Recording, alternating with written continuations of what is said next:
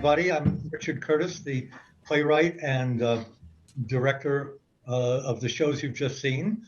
We've seen Constantine Pappas and Mandy Thompson in two funny plays built, I'm afraid, around bodily function.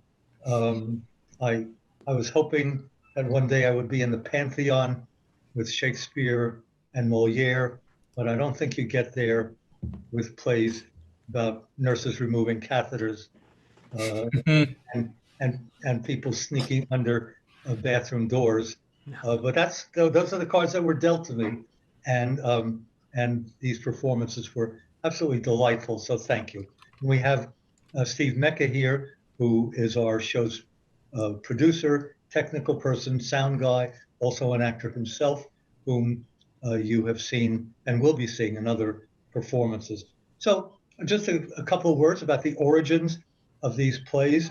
As I Lay Peeing it came from something that actually happened to me. I was recovering from surgery and was a victim of the condition that is described in our play. And when the time came for the nurse to remove the catheter, she was very pretty. We had been talking sometimes late at night. She would come in when the shift was quiet, and we'd have these delightful philosophical discussions. So I had formed some sort of a romantic fantasy. And, so when the time came to remove this thing, and I said, who's going to do it? And she said, me. I just turned purple with embarrassment. And that was the inspiration for the play. And I realized that there's this enormous gap between the professionalism of hospital staff and the intense embarrassment of patients who think that nurses are looking at their backside because their gown is open at the back. It's like the nurse is like, are you kidding me? I see 50 of these a day. So get over it. So that, in any event, that was the genesis of As I Lay Peeing. Rogue Restroom, again, was just inspired by something that happened to me.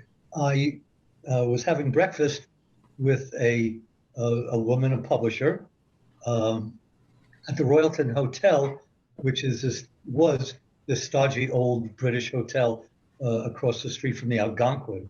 And we had breakfast, and they had just renovated the hotel. So it was really very ultra-modern and spiffy. And I went to the men's room, and I was faced with a silver wall, an enormous silver wall with water gently trickling down the wall into a trough. Yeah. And that is where I was supposed to go. And I did, feeling about as strange as you could possibly. So I left and I didn't have to flush or anything. And I left the restroom, and I said to this woman who's waiting for me, you got to see this. And she said, I can't go in there. There's nobody else in there. And I took her by the hand. Something, if I did today, I would probably be indicted for harassment. But I took her in the hand. She was a good sport. And she went in, and she said, oh, my God, I've never seen anything like it. So since then, I've been in many a ultra-modern restroom where, for instance, you get off the seat and it doesn't flush. You have to stand there waiting for it to flush because you don't want somebody to come in and see what you didn't flush. So you're waving your hand, you're wiggling your body, you're leaving the thing, but don't go in there. It hasn't flushed yet.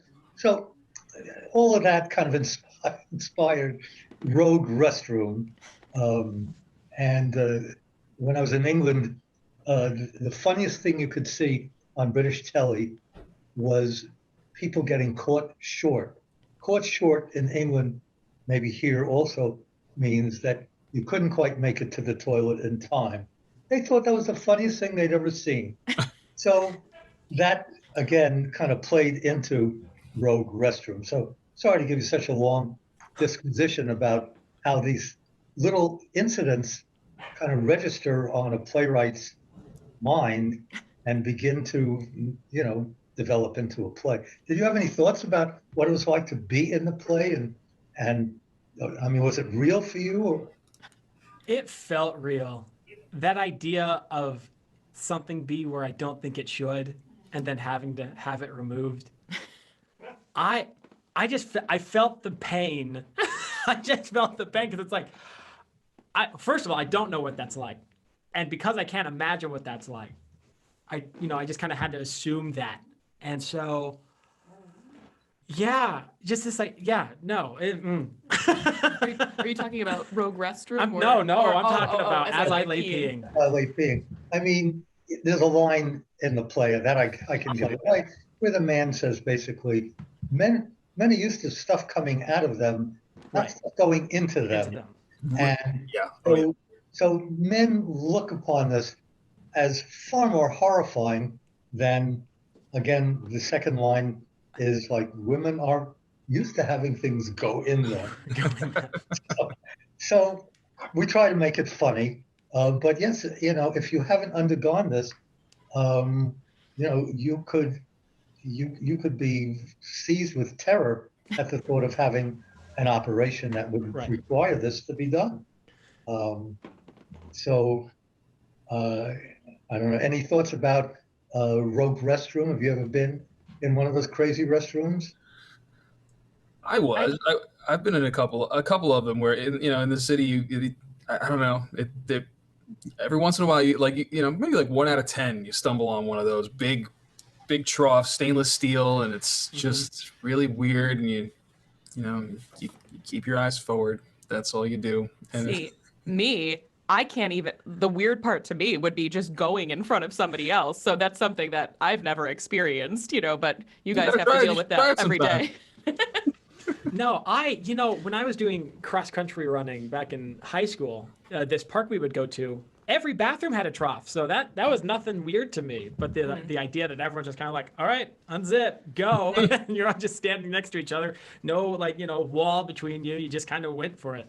That was probably not to say it was tech savvy, but the idea that it's just like everyone's peeing in front of everyone was. So one of the themes in Rogue Restroom was like this couple meet cute in probably the unlikeliest way. You have any meet cute stories? You guys met cute? Yeah, us. Yeah, we were talking about it. I was like, we met cute, kind of. Yeah, we were at. You go. You tell us. Yeah, so I was running an audition in New York for a director friend of mine, and it was the time for all the male singer actors to come in for a particular part. And Constantine came in, and I feel so bad for saying this now. And I was like, is it okay if I say this? But I assumed he was gay because everyone in musical theater I meet, every male, you just assume, you tend to, to protect yourself as a female in musical theater. But so he was really nice. And because I didn't think he was like, I thought she was real pretty. Yeah, because I didn't think he was flirting with me. I was really calm. And I guess that probably helped. But yeah, so that and then everyone, when he went in, he asked about me or something to the director, and they all came out and they're like, yeah, that guy, he really likes you. I think he's going to ask you out. I'm like, what guy? And so I think that and the fact that I could not get his name right the entire day because I kept calling him Evan.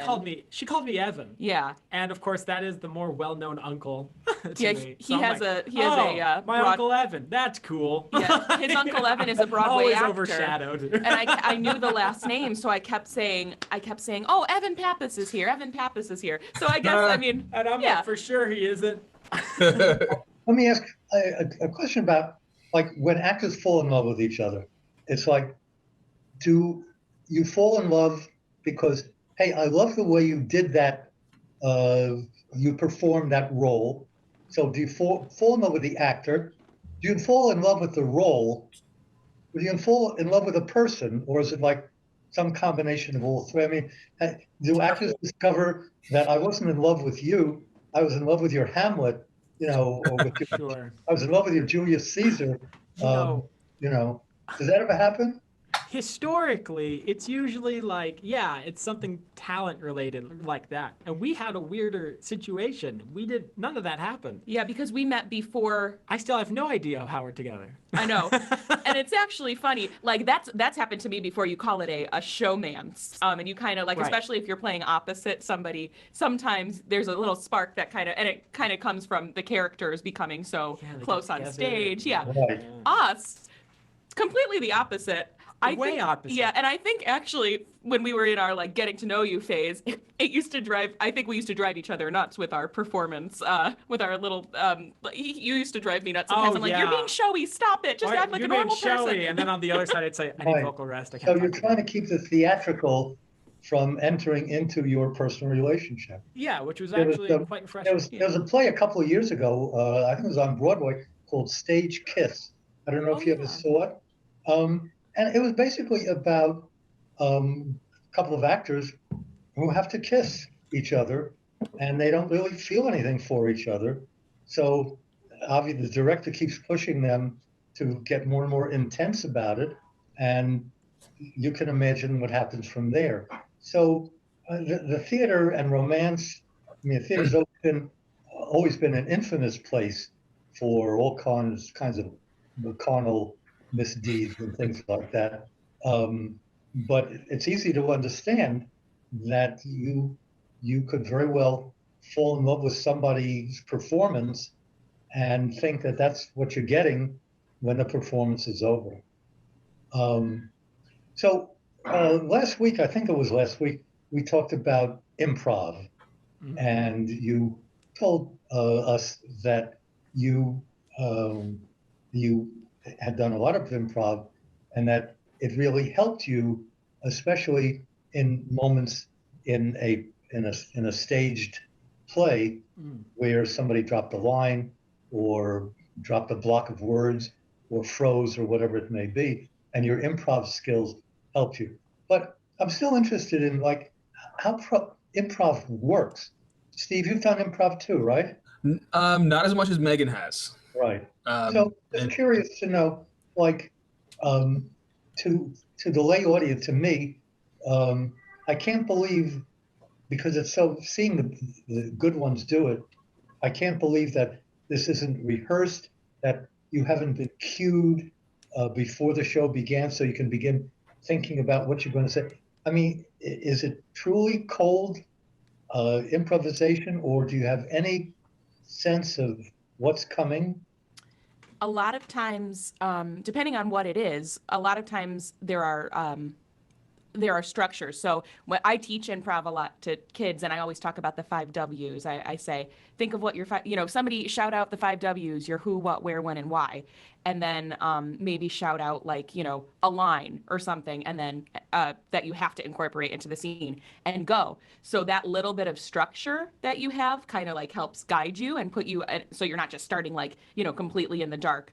And sometimes you kind of talk, like when Megan and I worked together doing some of the comedy improv that we did the little tour with, we would know like the points we had to hit in the scene. Like we'd have to, the beginning this would have to happen in the beginning, and then the middle would have to do this, and then it would spiral to the end, and this is the last line.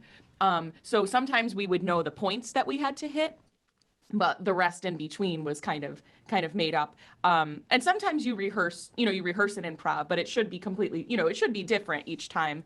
But yeah, so you can kind of pre-rehearse some, but typically when you're in a class or you're in like an improv group, I guess, like Whose Line Is It Anyway, or one of those groups that live improv that kind of takes suggestions from the audience, you kind of just like, it's really about building an ensemble with the people you're working with, and you guys get so good at knowing each other and knowing where you're going to go with a scene that it just kind of flows out of you. Yeah, as a playwright, I am so jealous of improvisers because they can create a play in moments that takes me weeks, and it's sometimes it's better than anything a playwright can labor over for weeks or months or years.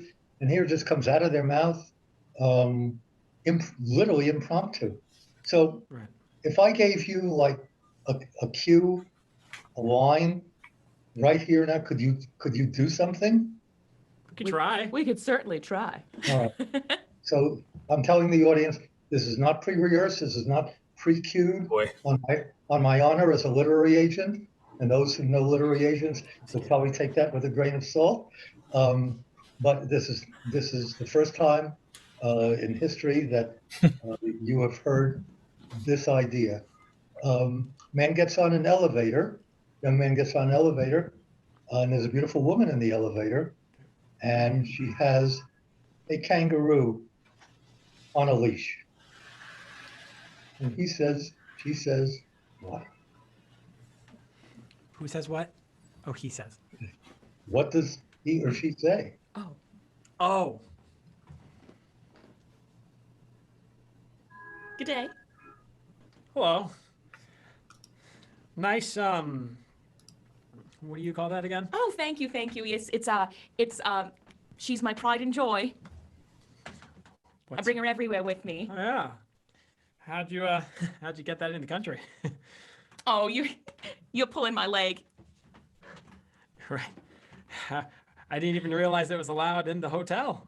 Oh yeah, I've got her trained real good. She just jumps right on the bed. Oh, wonderful. Doesn't know any other tricks? Oh yeah, she's got a really good right kick. You want to see? Sure.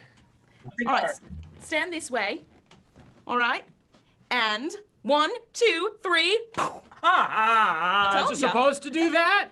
Oh, though, sometimes when she gets in an elevator, it kind of makes the elevator bounce up and down. So She we like should be snapped careful. my leg in half. I told you she was strong. Ah! Oh my God, what floor are you getting off? The next one, 4th floor. Okay, great. We're gonna have to come back down to the 1st floor because this hurts. Oh, I'll get you an ice pack, all right? An ice pack, great. Oh, I should just hobble out of the elevator then. Here are some tickets. I'm bringing her. She's going to be in the Purina Dog Show. Oh, the dog show. Cool. I didn't realize it was a dingo. What kind of dogs are this? Yeah, she's a really rare breed from Australia, but Oh, yeah. I'm hoping she's going to win in a category. Oh. All right. Nice to see you, mate. Ow. Thank you, everybody. As I say, I could not have written that dialogue if I'd labored over it for weeks and weeks. And it was very, very funny. And I thank you for doing that. I just thought the audience would enjoy behind the truth behind improvisation. So I hope you've all enjoyed our shows, enjoyed this interview. We will see you next week. You'll get a preview from us for next week. I think it's Driven, is that right? I think so, yep. It's Driven. Yep. Won't tell you any more about that, except it also has to do with technology that goes very, very wrong. So Fun ride. thank you, everybody, and we'll see you next week.